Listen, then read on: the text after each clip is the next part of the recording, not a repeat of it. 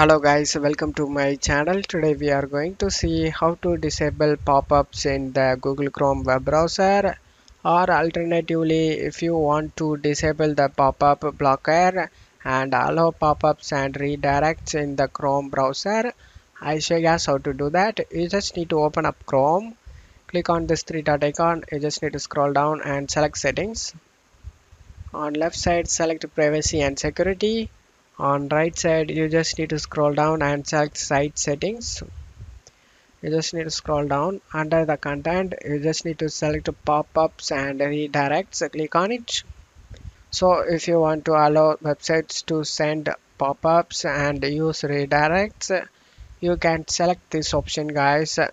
Sites can send pop-ups and use redirects. You can select this option, or you can select don't allow sites to send pop-ups or use redirects. You can select one of these options by your preferences. You just need to scroll down over here, customized behaviors. You can allow certain websites to send pop-ups and use redirects. Click on add and add the website you want it.